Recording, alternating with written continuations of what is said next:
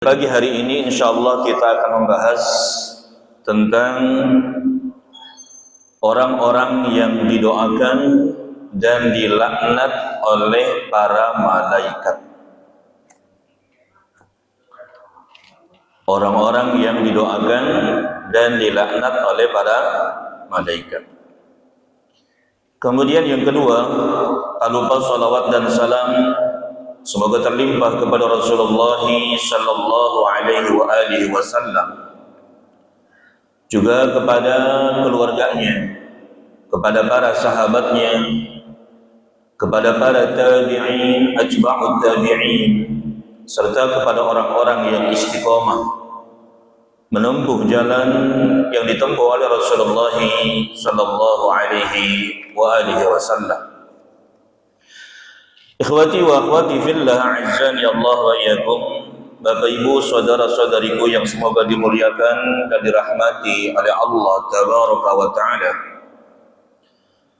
Beriman kepada para malaikat termasuk rukun iman yang keberapa? Termasuk rukun iman yang kedua. Iya, apa ketiga? Beriman kepada malaikat-malaikat Allah, beriman kepada kitab-kitab ya, saja. Allah dua berarti ya. Beriman kepada malaikat-malaikat Allah yang kedua. Beriman kepada para malaikat dijelaskan oleh Syekh Muhammad bin Shalih Al-Utsaimin rahimahullah taala dalam kitab Syarah Salasatul Usul. Mencakup 4 perkara. Beriman kepada para malaikat ini mencakup 4 perkara. Yang pertama, al-iman biwujudihim, beriman dengan adanya para malaikat. Kalau kita pasti merasa ya, bahwasanya malaikat itu selalu ada atau ada. Bahkan mungkin ada di antara kita yang pernah bertemu dengan malaikat, tapi bentuknya bukan malaikat, bentuknya manusia, barangkali ya. Beriman kepada para malaikat yang pertama, al-iman biwujudihim, beriman dengan adanya mereka. Nah, kalau kita lagi ngaji seperti ini, Bang, kita merasa nggak di sini ada para malaikat? Merasa atau tidak? Nggak merasa? Hah? Mules. Atau kita percaya atau enggak kalau di majlis-majlis ilmu seperti ini ada para malaikat? Percaya. Karena memang Rasulullah SAW menyebutkan bahwasanya di antara para malaikat itu ada yang ditugaskan untuk mendatangi majlis-majlis ilmu seperti ini. Ketika ada majlis ilmu seperti ini, para malaikat itu akan memanggil malaikat-malaikat yang lain. Ta'alau, kemarilah kalian. Lalu para malaikat itu mereka berkumpul di majlis ilmu. Bahkan Allah Subhanahu wa taala tanya kepada mereka, "Madza yaqulun?" Para malaikat, apa sih yang mereka ucapkan itu? Para malaikat mengatakan, yusabbihunaka wa yuhammidunaka wa yukabbirunaka. Oh, mereka mensucikan engkau wahai Allah. Mereka memuji engkau, mereka mengagungkan engkau. Maka Allah Subhanahu wa taala tanya kepada mereka, hal hum ra'auni? Emang mereka lihat aku, kata. Para malaikat mengatakan, la ya Rabb, tidak wahai Tuhanku, hum lam yarauka. Mereka enggak lihat engkau. Allah tanya lagi, wa kaifa idza ra'auni? Lalu bagaimana jika mereka melihat aku? Para malaikat mengatakan, maka mereka akan lebih semangat lagi memuji engkau, mensucikan engkau, mengagungkan engkau wahai Allah. Ya sama seperti kita ya. Kita enggak lihat Allah saja, itu ibadahnya semangatnya luar biasa. Di saat yang lain pagi-pagi masih pules, kita alhamdulillah bangun pagi. Bahkan ada sebagian kita yang kemudian sholat malam, qiyamul lail, bangun tidur baca alhamdulillahilladzi ahyana ba'dama amatana wa ilaihin nusyur, dilanjutkan dengan mengambil air wudu, dilanjutkan dengan sholat. Padahal kita enggak lihat Allah tabaraka wa ta'ala, tapi ibadah kita semangatnya luar biasa. Yang lain belum berangkat ke masjid, bahkan mereka masih berada di bawah selimutnya. Tapi Masya Allah ada sebagian kita yang bergegas pergi ke masjid untuk sholat berjamaah. Padahal kita nggak pernah lihat Allah tabaraka wa ta'ala. Makanya Allah katakan, bagaimana kalau mereka melihat aku? Para malaikat mengatakan, oh tentunya mereka akan lebih semangat lagi beribadah kepada aku. Lalu Allah subhanahu wa ta'ala tanya lagi kepada mereka, fal yas'alunani, apa yang mereka minta dariku, kata Allah. Para malaikat mengatakan, wahai Allah, mereka semua minta surga. Nah, kita yang hadir di sini insya Allah kayaknya pengen masuk surga. Mereka minta surga, wahai Allah tabaraka wa ta'ala. Mereka rajin ngaji, mereka rajin datang ke masjid sholat berjamaah, pengen surga. Lalu Allah subhanahu wa ta'ala tanya kepada mereka, emang mereka pernah lihat surga? Para malaikat tentu mengatakan, tidak wahai Allah, mereka belum pernah lihat surga. Mereka hanya baru dengar dari ayat-ayat Al-Quran.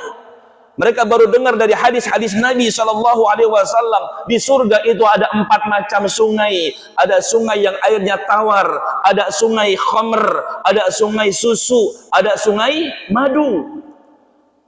Mereka baru dengar bahwasanya, mereka baru dengar dari Al-Quran bahwasanya di surga itu ada 3 mata air surga. Ada mata air salsabila, ada mata air tasnim, ada mata air kafur. Tapi belum pernah melihat surga. Maka Allah tanya lagi, bagaimana seandainya mereka lihat surga? Para malaikat mengatakan, oh tentu mereka akan lebih semangat lagi minta kepadamu surga, wahai Allah. Allah tanya lagi, apa yang mereka minta perlindungan dariku? Para malaikat mengatakan, oh mereka minta agar diselamatkan dari neraka-Mu, wahai Allah. Para malaikat mengatakan demikian, kemudian Allah subhanahu wa ta'ala bertanya lagi, emang mereka pernah lihat neraka? Para malaikat mengatakan, la ya Rabb, tidak wahai Tuhanku, mereka belum pernah lihat neraka. Mereka cuma baru apa? Baca dari Al-Quran. Mereka baru mendapatkan dari hadis-hadis Nabi SAW tentang panasnya neraka. Panasnya api dunia dibandingkan dengan panas api neraka, 1 banding berapa? 70 kali lipatnya. Artinya kalau kita pernah merasakan panasnya api dunia, melepuh tangan kita saat terkena api dunia, panasnya api neraka itu 70 kali lipatnya. Belum pernah lihat, tapi pernah baca dari Al-Quran, baca dari hadis tentang neraka, wahai Allah. Lalu Allah tanya lagi, bagaimana seandainya mereka bisa lihat neraka? Para malaikat mengatakan, oh tentunya mereka lebih semangat lagi berlindung kepadamu dari neraka, wahai Allah tabaraka wa ta'ala. Lalu di akhir hadis Allah katakan, ushidukum, saksikan oleh kalian, qad ghafartu lahum, aku sudah ampuni dosa-dosa mereka. Artinya orang yang ngaji seperti ini, duduk di majelis ilmu, keluar dari majelis ini, dosa-dosanya sudah diampuni oleh Allah tabaraka wa ta'ala. Gimana Bapak Ibu? Enak gak ngaji? Enak. Duduk, sandaran. Apalagi ibu-ibu kayaknya ada yang selonjoran ya, Bu. Berem, pulang ngaji, nasi uduk. Enggak ada ya? Kadang-kadang ada ya Ustaz ya? Ya Ustaz, ada kadang-kadang ya? Kadang-kadang nasi uduk, kadang-kadang nasi uduk, kadang-kadang nasi uduk. Gimana nggak enak coba? Sudah dapat ilmu, diampunkan dosa, keluar dari majelis ini diampunkan semua dosanya oleh Allah tabaraka wa ta'ala. Beriman kepada para malaikat, mengimani dengan adanya mereka. Yang kedua, beriman dengan nama-nama mereka. Mengimani bahwasanya para malaikat itu diberikan nama oleh Allah Tabaraka wa Ta'ala. Ada yang namanya malaikat Jibril, ada yang namanya malaikat Mikail, ada yang namanya malaikat Israfil. Mengimani nama-nama mereka. Kemudian yang ketiga, mengimani sifat-sifat mereka. Mengimani sifat-sifat mereka, yakni mengimani bahwasanya para malaikat itu bisa berubah bentuk. Malaikat terkadang menjelma sebagai manusia. Contoh dalam hadis Jibril. Kata Umar bin Khattab radhiyallahu an, ketika kami sedang duduk bersama Rasulullah sallallahu alaihi wasallam, ittala alaina rajulun syadidu sawadi thiyab, syadidu sawadi sya'r. Lalu tiba-tiba datanglah seorang laki-laki yang sangat hitam rambutnya, sangat putih pakaiannya. Lalu kemudian dia duduk di hadapan Nabi sallallahu alaihi wasallam. Ditempelkan kedua lututnya di kedua lutut Nabi sallallahu alaihi wasallam, diletakkan kedua telapak tangannya di atas kedua pahanya.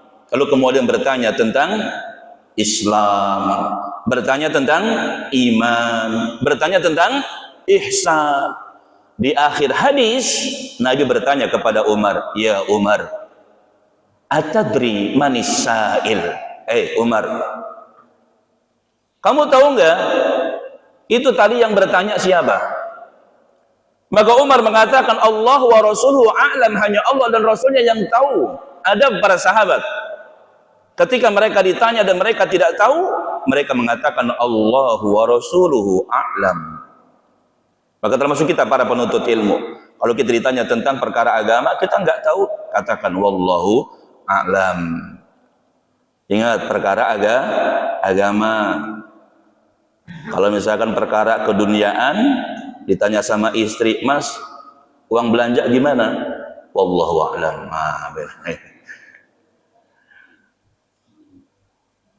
Mah, uang belanja dikasih belum? Wallahu a'lam. Padahal udah dikasih. Dalam perkara agama, kita kalau ditanya nggak tahu, kita katakan wallahu a'lam. Makanya kemudian Rasul mengatakan, "Dzalika Jibril," itu Jibril, kata Nabi. Atakum, datang kepada kalian, dia datang kepada kalian, wa yu'allimukum dinakum, dan mengajarkan kepada kalian tentang agama kalian. Jadi malaikat terkadang menjelma sebagai manusia. Mungkin ada di antara kita juga pernah ya ketemu, tapi ya kita nggak tahu itu adalah malaikat. Wallahu a'lam. Contoh, masya Allah, dulu ada, ya Allah alam juga, tapi yang rasanya kayaknya aneh, agak aneh ini. Dulu tahun 2014 Safar, hajian waktu itu. Kebetulan anak dan 2 orang yang lain dari jamaah itu yang paling muda dulu ya, sekarang udah tua. Itu selalu disuruh-suruh sama ketua rombongannya. Ya misalkan mau ngadain apa, ngumpul-ngumpul, beresin karpet, ya gelar karpet, nanti gulung karpet, disuruh-suruh karena masih muda.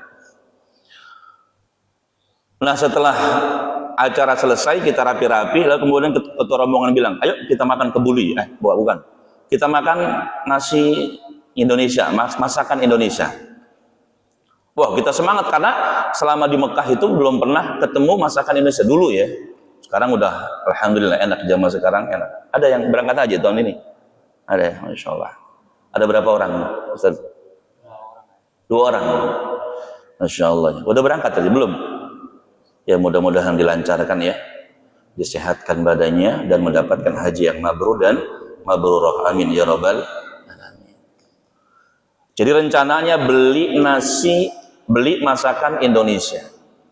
Ternyata di restoran Indonesia penuh semuanya. Ketua rombongan kemudian berubah, ganti. Udahlah kita beli kebuli Nasi cari kebuli kan. Nyari nasi kebuli juga sama, penuh juga. Ujung-ujungnya apa? Kebab. Udah beli kebab aja deh. Udah. Nah, ketika kita lagi bengong, lagi keadaan apa? Putus asa. Putus asanya kenapa? Karena pengen makan masakan Indonesia. Udah kangen lama kan gitu. Belum makan masakan Indonesia. Makanya nih yang mau berangkat haji titip ya. Usahakan bawa apa? Bawa teri. Bawa apa tuh biasanya? Yang nggak ada di sana, ikan asin, terasi. Ya, ya. Kenapa? Karena pas di sana itu kita kangen masakan Indonesia. Mie ayam gerobak. Di sana kan nggak ada gitu. Oh, itu kangen. Masya Allah ya. Dibawa masakan-masakan Indonesia. Yang jelas kita akhirnya kemudian pesan kebab. Jadi sambil nunggu, ketika dalam putus asa, tiba-tiba ada orang sana bawa nasi. Haji, halal. Dikasih satu kresek nasi, dan ternyata jumlah kotaknya itu, nasi kotaknya itu pas dengan jumlah kita. Ya Allah, Nabi bilang. Ya, tapi kita ya, wallah alam, apakah ini manusia biasa atau mungkin kan gitu. Ini kan kemungkinan. Kenapa? Karena malaikat itu bisa menjelma sebagai manusia. Jadi malaikat itu bisa menjelma sebagai manusia. Termasuk apa? Sifat-sifat malaikat. Malaikat itu punya sayap. Ya. Malaikat diciptakan oleh Allah Tabaraka wa Ta'ala dari cahaya, dan para malaikat ini memiliki sayap-sayap. Dalam surat Fatir ayat pertama, Allah Subhanahu wa Ta'ala berfirman, alhamdulillahi fatiris samawati wal ard. Segala puji bagi Allah yang menciptakan langit-langit dan bumi, ja'ilil malaikati, yang menjadikan para malaikat rasul, utusan-utusan, uli ajnihatin, memiliki sayap-sayap, masna, ada yang 2, wasulasa, ada yang 3, waruba'a, ada yang 4. Bahkan termasuk Rasulullah SAW menyebutkan ketika melihat malaikat Jibril alaihi salam, Nabi SAW mengatakan, walahu sittu mi'ati junah, malaikat Jibril memiliki 600 sayap. Hadis riwayat Imam Bukhari. 600 sayap. Ini para malaikat. Jadi kita beriman dengan sifat-sifat para malaikat. Lalu kemudian yang keempat, beriman kepada malaikat ini mengimani tugas-tugas mereka. Bahwasanya Allah Subhanahu wa Ta'ala berikan kepada para malaikat tugas-tugas. Seperti malaikat Jibril. Allah Subhanahu wa Ta'ala tugaskan malaikat Jibril ini untuk apa? Menyampaikan wahyu kepada para nabi dan rasul. Tapi kemudian jangan kita bertanya, Ustaz, malaikat Jibril kan tugasnya menyampaikan wahyu kepada nabi dan rasul. Sekarang kan nabi dan rasul udah nggak ada. Terus malaikat Jibril tugasnya ngapain? Nah ini kadang ada orang yang bertanya, ini apa maksudnya? Udah nggak usah ditanyakan, ngapain ngurusin Jibril kan gitu. Ya. Kita yang nanti akan ditanya oleh Allah Tabaraka wa Ta'ala. Ini pertanyaan-pertanyaan nggak mutu. Nggak usah ditanyakan tentang sekarang malaikat Jibril ngapain. Yang penting kita yakin bahwasanya malaikat Jibril ditugaskan oleh Allah untuk menyampaikan wahyu kepada para nabi dan rasul. Ada juga malaikat Mikail, al-muwakkalu bil qatri, ay bil matari wan nabat. Malaikat Mikail ditugaskan oleh Allah untuk apa? Menurunkan apa? Hujan. Malaikat Mikail ditugaskan oleh Allah untuk menurunkan hujan. Ada juga malaikat Israfil yang ditugaskan untuk meniup sangkakala. Ulama berbeda pendapat, ada yang menyebutkan ditiupnya ini 2 kali. Ada yang menyebutkannya tiga kali. Pertama, ditiup seluruh bumi langit itu semuanya hancur. Tiupan yang pertama. Lalu ditiup lagi yang kedua, dihidupkan kembali, dibangkitkan kembali oleh Allah tabaraka wa ta'ala. Ada juga malaikat maut yang ditugaskan oleh Allah tabaraka wa ta'ala biqabdil arwah indal maut, mencabut ruh ketika mati. Malaikat maut ditugaskan oleh Allah untuk mencabut ruh. Lalu kemudian ada malaikat penjaga neraka, malaikat Malik, ditugaskan oleh Allah untuk menjaga neraka. Yang sifatnya malaikat Malik ini, jadi Allah ciptakan malaikat Malik ini nggak pernah senyum. Ya, malaikat Malik ini Allah ciptakan nggak pernah senyum. Makanya kita jangan ngikutin malaikat Malik. Ya, nggak pernah senyum sama sekali. Pelit dengan senyum nggak boleh. Harusnya apa? Murah senyum. Bahkan ketika Nabi mengatakan ittaqun nar, takutlah kalian kepada nerakanya Allah, walau bisyiqqi tamrah, walaupun dengan bersedekah separuh biji kurma. Karena yang sedekah itu walaupun sedikit bisa menyelamatkan kita dari nerakanya Allah tabaraka wa ta'ala. Dan Rasul perintahkan kita, takutlah kalian kepada nerakanya Allah walaupun bersedekah dengan separuh biji kurma. Wa in lam tajid, jika kamu tidak mendapati sesuatu untuk disedekahkan, duit nggak punya, apa Nabi mengatakan? Fabi kalimatin thayyibah, dengan kata-kata yang baik. Jadi kata-kata yang baik juga termasuk sedekah. Atau juga dalam hadis yang lain mengatakan, walaupun kau bertemu dengan saudaramu dalam keadaan berwajah ceria. Jadi menampakkan wajah yang ceria, bahasa Jawanya apa tuh? Wajah ceria, sumeh. Sumringah. Ya, itu juga termasuk sedekah, termasuk kebaikan. Jadi usahakan ketika kita bertemu dengan tetangga itu tampakkan wajah yang senang, gitu, gembira. Walaupun kita lagi kesel mungkin sama tetangga. Kenapa? Karena pohon depan rumahnya itu daunnya suka apa? Ngotorin halaman kita. Kita kesel sama dia gitu. Tapi tetap ketika kita bertemu dengan tetangga kita, usahakan tampakkan wajah yang ceria. Ini termasuk kebaikan kata Nabi Shallallahu Alaihi Wasallam. Ya, jadi ada malaikat Malik yang ditugaskan menjaga neraka. Ada malaikat yang ditugaskan oleh Allah untuk mendatangi janin-janin yang ada di rahim. Ketika usia janin berapa bulan? 4 bulan ya, 120 hari. Karena 40 hari pertama janin itu apa namanya? Bentuknya apa? Sperma ya. Arba'ina yawman nutfatan, 40 hari pertama nutfah, sperma. Lalu kemudian summa yakunu 'alaqatan misla dzalik. 40 hari berikutnya segumpal darah. Makanya kan kalau ada ibu-ibu yang keguguran usia 80 hari, ya sebulan lebih, itu yang keluar bukan daging, tapi masih darah. Karena 80 hari itu masih bentuknya darah, alaqah kata Nabi. Baru kemudian 40 hari berikutnya segumpal daging, kemudian dibentuk. Disitulah Allah utus orang malaikat yang ditugaskan untuk menetapkan, pertama meniupkan ruh, dan ditetapkan 4 perkara. Ajalnya, jadi sudah ditetapkan.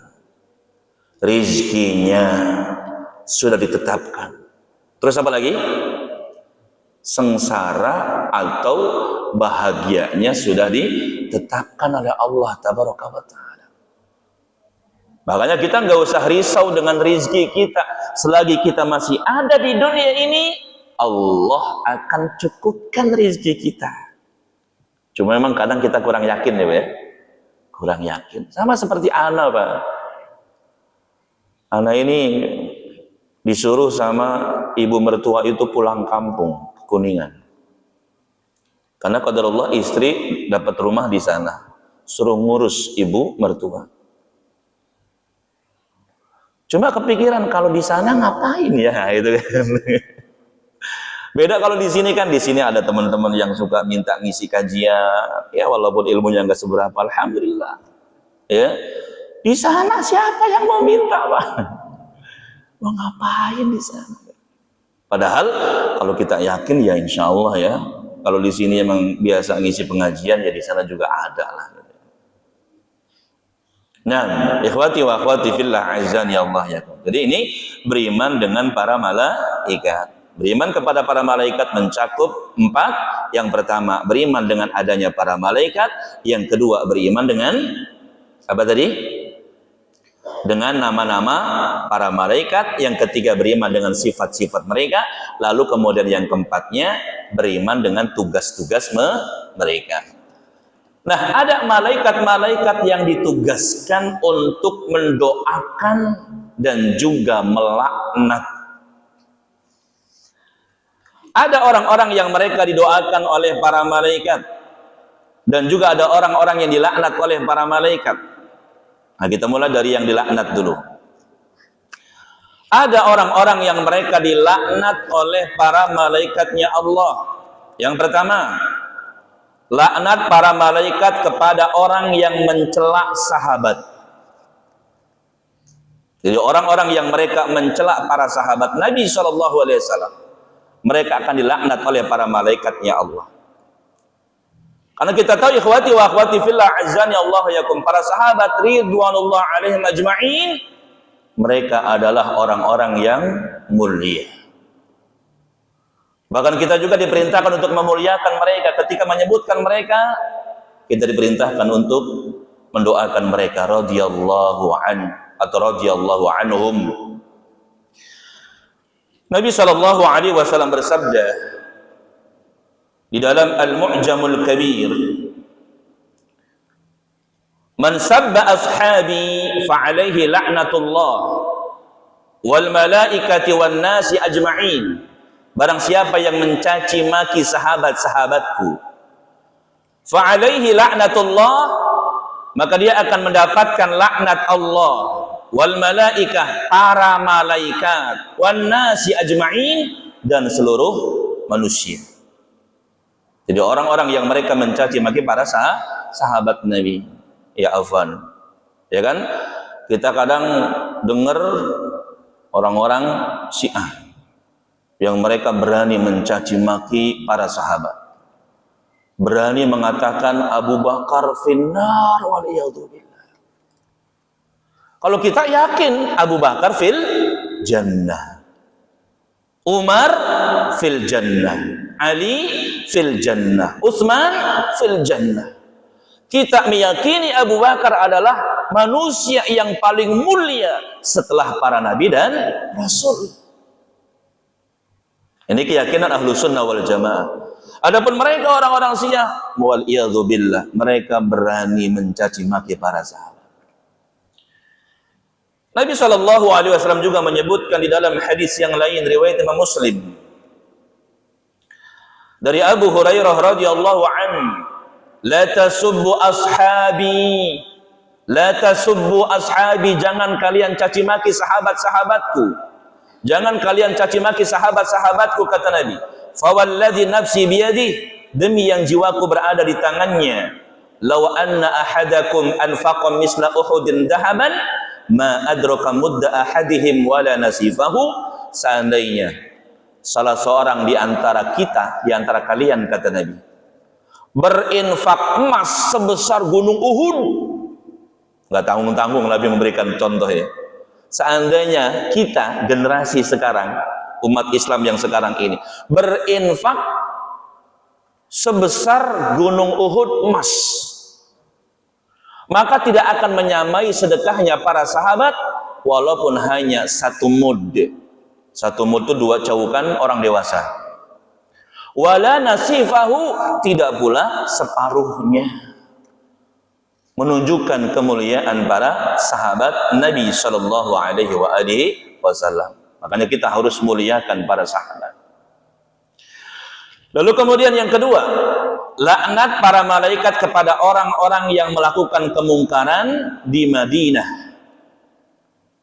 atau melindungi mereka. Laknat para malaikat kepada orang yang melakukan kemungkaran di Madinah atau melindungi mereka.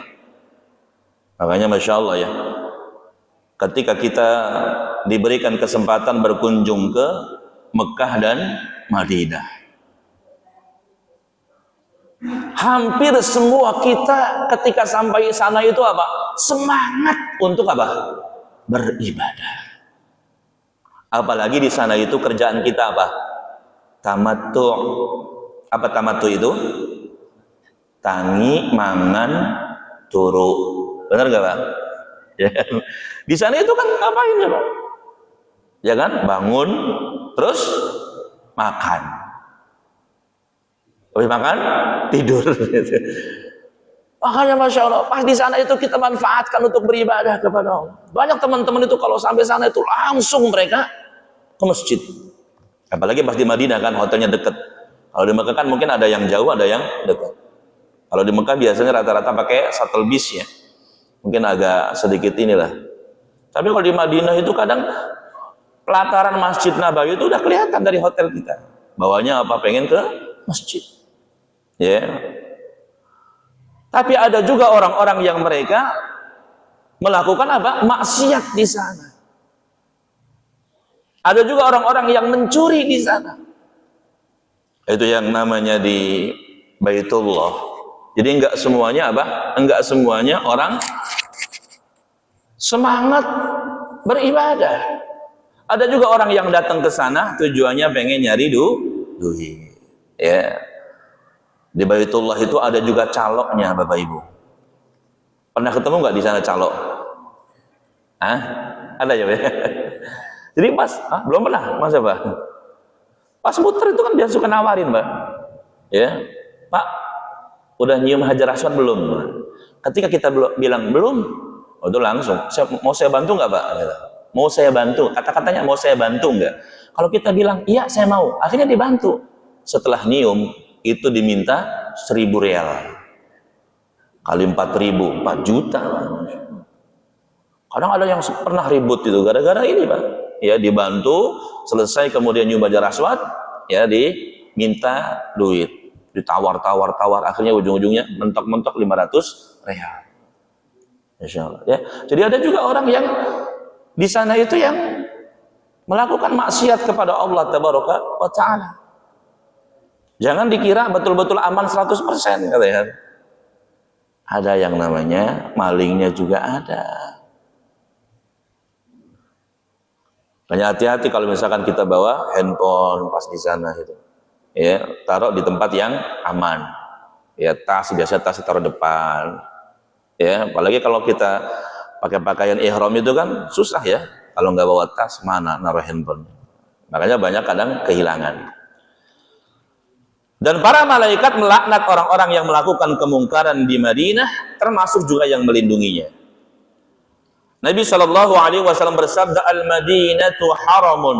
Kota Madinah adalah tanah haram. Faman ahdatsa fiha hadatsan. Siapa yang melakukan perbuatan dosa di sana, awa muhdisan, atau melindungi para pelaku dosa, fa'alaihi la'natullah. Maka dia mendapatkan laknat Allah, wal malaikah, para malaikat, wan nasi ajma'in, dan seluruh manusia. La yuqbalu minhu yaumal qiyamati adlun wala sarfun. Tidak akan diterima darinya nanti di yaumil qiyamah adlun, kata para ulama ditafsiri dengan amalan wajibnya, wala sarfun, termasuk juga tidak diterima amalan sunnahnya. Ini yang kedua. Yang ketiga, laknat para malaikat bagi orang yang menzalimi penduduk Madinah atau menakut-nakuti mereka. Bagi orang-orang yang berbuat zalim kepada penduduk Madinah. Disebutkan di dalam hadis riwayat Imam At-Tabrani dari Ubadah bin As-Samit radhiyallahu anhu. Rasulullah SAW bersabda, Allahumma man zalama ahlal Madinah wa akhafahum fa akhfahu. Ya Allah, man zalama, barang siapa yang berbuat zalim kepada penduduk Madinah, wa akhafahum, dan menakut-nakuti mereka, fa akhfahu, maka takutilah dia wahai Allah tabaraka wa ta'ala. Berikan dia rasa takut wahai Allah. Wa alaihi la'natullah, dan baginya mendapatkan laknat Allah. Wal malaikati, para malaikat, wan nasi ajma'in, dan seluruh manusia. La yuqbalu minhu sarfun wala adlun, tidak diterima darinya amalan wajibnya, tidak pula amalan sunnahnya. Oh, berarti berbuat zalim kepada penduduk Madinah ini termasuk amalan yang bisa menghapuskan pahala dari amal kita. Karena bukan hanya dilaknat oleh Allah, dilaknat oleh para malaikat, tapi amalan-amalan wajib dan amalan-amalan sunnahnya tidak diterima oleh Allah. Yang keempat, orang yang menisbatkan diri kepada selain ayahnya. Orang yang menisbatkan diri kepada selain ayahnya. Karena ada kadang anak angkat ya, yang menisbatkan dirinya kepada ayah angkatnya. Ini nggak boleh. Tetap dia harus menisbatkan dirinya kepada ayah kandungnya. Dia anaknya siapa? Anaknya Pak Ahmad. Ya, dia diangkat jadi anak sama Pak Imron. Nggak boleh dia menisbatkan kepada Pak Imron. Misalkan bikin KTP, ya, namanya Muhammad bin Imron, wal iyadzubillah. Ini namanya menisbatkan kepada selain ayah. Atau hamba sahaya, budak yang menisbatkan kepada yang bukan majikannya, sama. Ini juga akan dilaknat oleh para malaikat. Adapun dalilnya disebutkan di dalam hadis yang diriwayatkan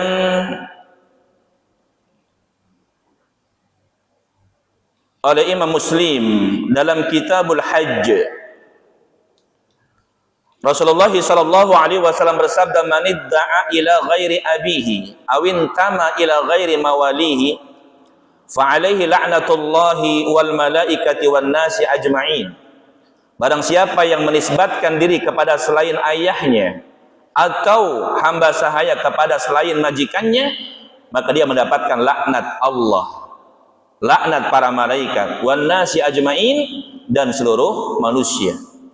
La yaqbalullahu minhu yaumal qiyamati sarfan wala adlan, dan Allah tidak terima darinya nanti di yaumil qiyamah amalan wajibnya, tidak pula amalan sunnahnya. Makanya kan dulu di masa Nabi sallallahu alaihi wasallam, Khadijah binti Khuwailid radhiyallahu anha memiliki budak namanya Zaid bin Harithah. Zaid bin Harithah ini putih, Ibu. Ya, ganteng. Intinya disenangi sama majikannya. Satu hari Aisyah radhiyallahu anha ingin memberikan hadiah kepada suaminya, kepada Rasulullah sallallahu alaihi wasallam. Khadijah bingung, kira-kira hadiah apa ya yang cocok diberikan kepada suaminya Rasulullah sallallahu alaihi wasallam. Makanya termasuk ibu-ibu ya, Bu ya, boleh ngasih hadiah buat suami. Pernah nggak, Bu? Bu, suka ngasih hadiah sama suami? Suka ya? Gak usah yang mahal-mahal ya, Bu ya. Kunci mobil aja, Bu. Kuncinya doang. Ya, suami ngasih hadiah sama istri, istri juga ngasih hadiah sama suami. Karena Rasul mengatakan tahadu tahabu, saling memberikan hadiahlah kalian, maka akan saling cinta di antara kalian. Ya, jadi kalau ibu pengen suaminya tambah cinta, kasih hadiah. Begitupun suami, kalau istrinya pengen tambah lengket, ya, pengen tambah cinta, berikan hadiah. Jangan pelit, ya. Ketika dapat bonus, ya, apalagi AHM itu bonusnya berapa kali gaji itu? Nah, Astra ya sama ya. Ini berapa kali gaji tuh ya. Jangan pelit dengan istri ya.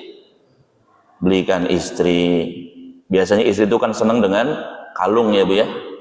Belikan kalung dari emas ya, insya Allah makin cinta itu. Sama seperti Khadijah binti Khuwailid radhiyallahu anha, ketika ingin memberikan hadiah untuk Rasulullah sallallahu alaihi wasallam, Khadijah bingung ngasih hadiah apa. Lalu kemudian jatuhlah pilihannya memberikan Zaid bin Harithah kepada Rasulullah. Maka jadilah Zaid bin Harithah ini budaknya Rasulullah sallallahu alaihi wasallam. Rasulullah sangat sayang kepada Zaid bin Harithah ini. Sangat cinta kepada Zaid bin Harithah. Sehingga saking cintanya Rasulullah SAW kepada Zaid bin Harithah, kemudian Zaid bin Harithah dibebaskan. Ya, pahalanya membebaskan budak itu, ya, 1/4 dari tubuhnya akan ya menyelamatkan, kalau memerdekakannya 1/4 misalkan, tapi kalau seluruhnya maka seluruh tubuhnya itu akan membebaskan tubuh majikannya itu dari nerakanya Allah tabaraka wa ta'ala. Bahkan yang paling besar pahalanya itu adalah memerdekakan budak yang paling dicintai, yang paling mahal, yang paling kuat fisiknya, itu pahalanya lebih besar. Ya sama seperti kita lah. Kita kalau ditanya, Pak, sedekah apa yang paling utama? Jawabannya apa? Kita kalau ditanya, sedekah apa yang paling utama? Jawabannya, menyedekahkan sesuatu yang paling kita cintai. Pak Gunawan misalkan senang sama mobilnya, ya, itu kalau disedekahkan pahalanya besar. Makanya kan jarang kan kita sedekah sesuatu yang paling kita cintai. Ada orang bilang aja, oh, Masya Allah, misalkan Pak Haji cincinnya bagus ya. Kira-kira gimana Pak Haji? Dikasih nggak tuh? Oh iya ini mahal ini, saya beli dulu di Mekah ini dulu. Ya, Masya Allah Ustadz, bajunya bagus banget Ustadz. Baru dibagi. Jarang kita yang Masya Allah, udah ambil aja gitu. Ya, udah buat antum.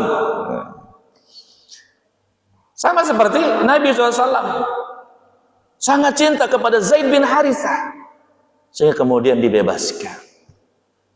Bahkan saking sayangnya orang-orang memanggil Zaid bin Harithah ini anaknya Rasulullah, Zaid bin Muhammad, Zaid bin Muhammad. Ya makanya kan kemudian ditegur oleh Allah tabaraka wa ta'ala. Allah turunkan surat Al-Ahzab ayat 4-5. Wa ma ja'ala ad'iyaakum abna'akum. Dan dia tidak menjadikan anak-anak angkat kalian itu adalah abna'akum, anak-anak kandung kalian. Lalu kemudian di ayat yang kelimanya Allah katakan, ud'uuhum li'abaihim, panggillah mereka dengan nama ayah-ayah mereka. Boleh dinisbatkan kepada selain ayahnya. Termasuk juga istri, gak boleh menisbatkan kepada suami. Ya, di kita kan ada ya Pak, nama istri kadang panggilannya dengan suami.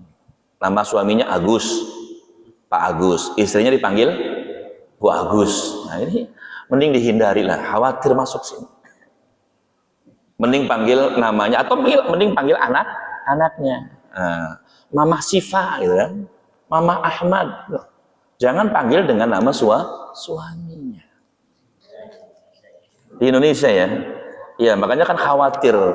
Kita khawatirnya masuk ke pembahasan kita ini. Ya, karena apa? Ini termasuk dilaknat oleh Allah, dilaknat oleh para malaikat, termasuk tidak diterima darinya amalan wajib dan juga amalan sunnahnya. Yang kelima, laknat para malaikat kepada orang yang membatalkan amanah seorang muslim. Laknat para malaikat kepada orang yang membatalkan amanah. Maksudnya jaminan seorang muslim. Kan biasanya ada orang kafir nih, pengen tinggal di negeri muslim. Dia kadang minta jaminan, Pak, minta jaminan. Ada kemudian orang yang menjamin. Dan orang muslim itu sama, mau merdeka, mau budak. Ketika dia memberikan jaminan, itu berlaku untuk seluruh kaum muslimin. Nggak boleh dibatalkan. Dan kalau dibatalkan, ini akan mendapatkan laknat. Rasul mengatakan wa zimmatul muslimina wahidah. Jaminan seorang muslim, jaminan kaum muslimin itu satu, artinya sama, setara. Mau yang jamin itu hamba sahaya, mau yang jamin itu adalah orang yang merdeka, mau yang jamin itu orang miskin, mau yang jamin orang kaya, itu sama, Pak, kedudukannya. Enggak boleh dibatalkan, enggak boleh dikhianati. Ya. Yas'a biha adnahum, yang diberikan oleh orang yang paling rendah di antara mereka, sama. Faman akhfara musliman fa'alaihi la'natullah. Barang siapa yang membatalkan perjanjian seorang muslim, maka baginya laknat Allah. Wal malaikati wan nasi ajmain, para malaikat dan seluruh manusia, serta tidak diterima darinya di yaumil qiyamah amalan wajibnya, tidak pula amalan sunnahnya. Ya, karena dulu pernah terjadi ya di masa ya Nabi SAW, di masa sahabat ya, ada seorang hamba sahaya yang menjamin keamanan untuk orang kafir. Ternyata mereka mau dibunuh ya. Maka kemudian dibacakan hadis ini. Jadi jaminan seorang muslim itu sama, mau dari hamba sahaya, mau dari majikan, mau dari orang merdeka, semuanya sama, berlaku untuk semuanya, nggak boleh dikhianati. Yang keenam, doa para malaikat atau laknat para malaikat kepada orang yang pelit alias medit, binti koret, bin meregehese. Hati-hati nih yang pelit ya. Nabi SAW bersabda, "Ma min yaumin yusbihul ibadu fihi." Tidak ada hari, kata Nabi SAW, di mana seorang hamba berada di waktu pagi tersebut, illa malakani yanzilan, kecuali ada dua malaikat yang turun. Satu malaikat berdoa kepada Allah tabaraka wa taala, Allahumma ati munfiqan khalafa, ya Allah berikan kepada orang yang gemar berinfak, gemar bersedekah itu ganti wahai Allah. Nah, ini doa bagi orang yang bersedekah. Dan jangan takut ya, kalau kita sedekah itu bukan makin habis harta kita. Nggak ada ceritanya orang miskin gara-gara sedekah. Apalagi dapat doa dari para malaikat, ya Allah berikan ganti kepada orang yang gemar berinfak itu. Ya, justru akan semakin bertambah hartanya. Nabi menjamin dengan mengatakan apa? Mana qasat shadaqatun min mal. Sedekah itu tidak mengurangi harta. Artinya nggak ada ceritanya orang jatuh miskin gara-gara sedekah. Pak, perasaan Bapak itu dulu kaya raya ya Pak ya? Rumahnya 2, mobilnya 2, motornya 2, sepedanya 2, istrinya 1. Sekarang kok tinggal di kontrakan Pak? Kenapa? Iya, saya itu dulunya rajin banget sedekah. Ya, itu dulu Masjid Al-Falah itu kalau lagi ngadain bangun, wah pokoknya saya sedekah terus tuh. Ya, nggak ada. Ini jamaah yang di sini yang mungkin sudah menginfakkan hartanya untuk bangun Masjid Al-Falah, yakin nggak berkurang hartanya, bahkan semakin apa? Bertambah. Kenapa? Karena dapat doa dari para malaikat. Allahumma ti munfiqan khalafa. Ya Allah berikan kepada orang yang berinfak itu ganti. Adapun yang satunya berdoa kepada Allah, Allahumma ti mumsikan talafa. Ya Allah berikanlah kepada orang yang mumsik. Mumsik itu apa Pak? Menggenggam, alias pelit. Bahkan Masya Allah ada orang yang saking pelitnya Bapak Ibu, jangankan sama orang lain, sama dirinya aja pelit. Ada nggak? Ngelihat tukang mie ayam lewat cuma ngomong doang, duit ada, enak banget ya makan mie ayam, duitnya ada Pak, tapi nggak mau beli. Apalagi lagi jalan sama temennya kan, ngomongnya kenceng banget, enak banget ya mie ayam, biar diapain? Ditraktir, dibayarin. Itu saking pelitnya. Bahkan Masya Allah, ini kisah nyata beneran. Saya melihat langsung Pak. Ini kan di sini banyak yang sudah punya cucu ya. Ya kan banyak ya Pak ya, Haji ya, yang punya cucu kan. Kalau ditanya lebih sayang anak apa lebih sayang cucu?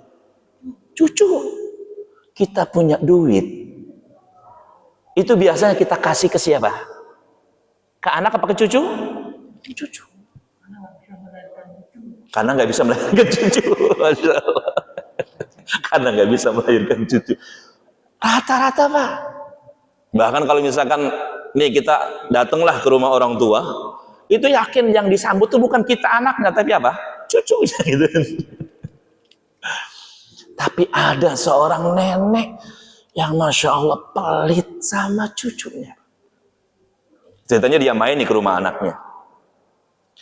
Ada tukang bakso lewat. Tukang bakso yang kecil-kecil itu apa namanya? Hah? Bukan cilok Pak. Ada airnya soalnya. Hah? Cuanki kah? Ya pokoknya yang kecil-kecil pakai gelas tuh. Gelas kecil. Bakso pentol. Kayaknya sering beli ya. Oh, berarti seneng banget. Gitu. Pak, beli satu, Pak. Ya Allah. Yakin di sini kalau ada kakek atau nenek buat cucunya, kalau beli-belian, yakin apalagi kayak bakso gitu kan. Namanya bakso pentol kan anak juga seneng kan? Pasti belinya dua. Ini beli satu, Pak. Masuk ke dalam rumah, dilihat sama cucunya sampai cucunya nangis. Tapi si cucu ini karena tahu neneknya belit, dia mintanya sama ibunya. Bu, bakso katanya, sampai nangis itu.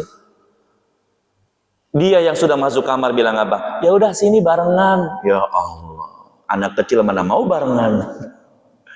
Kalau kita kan yakin, ya udah nih, gitu kan ya. Itu ibunya si anak berarti anaknya, neneknya si. Itu kemudian keluar nyari bakso Pak, sambil marah gitu. Ya Allah, saking keselnya kok ada gitu nenek seperti ini. Dikejar tukang bakso, cuman karena sudah jauh akhirnya ya Allah. Akhirnya sampai cucunya nangis nggak dikasih itu. Ada orang seperti ini. Sebutin apanya tuh? Nggak ada di sini insya Allah ya. Insya Allah di sini nggak ada orang yang pelit insya Allah. Jadi ada orang yang kebangetan pelitnya, jangankan sama orang lain, sama dirinya, sama cucunya, sama anaknya dia pelit. Kan kita biasanya kalau pelit itu sama orang lain lah ya, oke kita nggak bantu orang lain. Tapi kan sama diri kita kan nggak mungkin beli, ya ngelihat baju udah jelek beli gitu kan ke mall, ya. Kemudian kita pengen makan buah, oh hari ini hari libur nih kayaknya nggak ada stok buah nih, beli buah-buahan itu kan minimal sama kita lagi. Ini saking pelitnya Masya Allah, kadang sama dirinya pelit. Beli beras itu harian Pak, seliter buat masak aja. Anda yakin jamaah di sini kalau beli beras berapa? Satu apa tuh? Ya kan satu karung. Belum habis satu karung udah beli lagi. Ya kan? Ini enggak Pak, seliter tiap hari-harian. Ada saking pelitnya itu. Beli obat. Kita kan kalau obat-obat yang dipakai setiap bulan kita belinya kadang satu lusin kan. Ini enggak, satuan. Beli tolak angin satu. Saking pelitnya ada. Mereka beranggapan kalau pelit itu apa? Kalau pelit itu cepat kaya. Kalau pelit itu nanti bisa beli ini, beli itu. Padahal enggak juga. Ini buktinya. Ini kisah nyata. Orang yang pelit ini jamaah sekalian. Bahkan orang ini bukan pelit ya. Tapi dalam bahasa Arab itu namanya syahih. Karena pelit itu namanya bakhil. Di bahasa Arabnya pelit itu bakhil. Pelit itu tidak memberikan apa yang wajib dia berikan. Itu bakhil dalam bahasa Arab. Tapi kalau di atasnya bakhil, ada namanya syahih. Bukan hanya tidak memberikan apa yang wajib dia berikan, tapi hak orang lain diambil. Itu namanya syahih. Ya, suami nggak nafkahin istri itu bakhil. Hati-hati nanti di yaumil kiamah dituntut sama istrinya. Orang tua nggak nafkahi anak, itu namanya bakhil. Dituntut nanti di yaumil kiamah. Ada orang yang punya sifat bukan bakhil, tapi di atasnya bakhil, syahih. Bukan hanya tidak memberikan apa yang wajib dia berikan, tapi juga hak orang lain diambil. Kenapa? Karena pengen kaya. Makanya ketika suaminya si nenek tadi meninggal dunia, warisan nggak dibagikan Bapak Ibu. Peninggalan suami dijual, ada kios di pasar dijual. nggak sepeser pun diberikan kepada anak-anaknya. Itu namanya apa? Syahih. Ya, bukan hanya nggak memberikan apa yang wajib dia berikan, hak orang lain diambil. Apa yang terjadi? Dikasih sakit oleh Allah. Sakit apa itu? Jadi kalau buang air kecil itu pas sakitnya luar biasa. Duit yang hasil penjualan tadi digunakan untuk masuk rumah sakit, Pak. Akhirnya habis duitnya, penyakitnya belum sembuh. Kios yang satu dijual lagi buat berobat. Habis duitnya nggak sembuh juga, sampai tiga-tiganya. Dan itu anak-anaknya nggak ada yang dikasih. Makanya lihat doanya para malaikat ini kan, Allahumma ati mumsikan talafa. Ya Allah, berikanlah kepada orang yang pelit itu talafa, kehancuran, kebinasaan, kerusakan. Jadi bukannya makin apa kaya, malah makin hancur, ya. Termasuk yang terakhir, laknat Allah kepada istri yang durhaka kepada suami. Ya. Yani Nabi Shallallahu Alaihi Wasallam menyebutkan bahwasanya ada 3 orang yang mendapatkan laknat dari malaikat. Nah, kita bacakan hadisnya. Idza da'a ar-rajulu imra'atahu ila firashihi fa'abat. Apabila ada seorang suami ngajak istrinya ke tempat tidurnya. Paham ya? Sudah paham, kecuali Mas ini ya. Sampingnya Ustaz belum paham. Apabila ada seorang laki-laki mengajak istrinya ke tempat tidurnya, ngajak berhubungan badan, fa'abat, istrinya menolak. Ada ibu-ibu di sini masih ada? Bu, pernah nolak ajakan suami? Diajakin sama suaminya, mah. Lalu kemudian dia bilang apa? Moh. Enggak mau dia.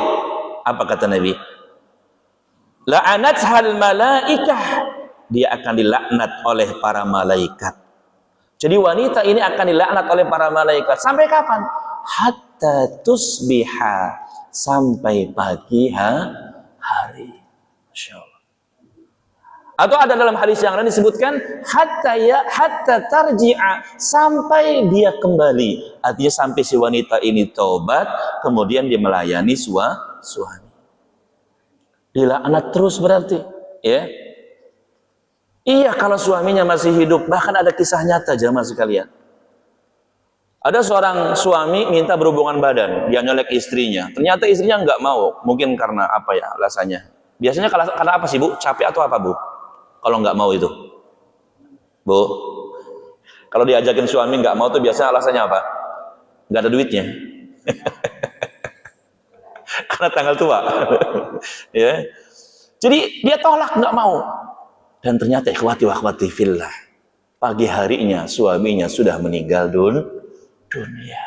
Masya Allah. Ya. Gimana kalau misalkan sampai dia taubat, sampai dia mau melayani suami, kalau itu yang sahih gimana? Ya, maka terus akan mendapatkan laknat dari para malaikat. Nah, ikhwati wa akhwati fillah azani Allah yakum, sudah kelewat ya.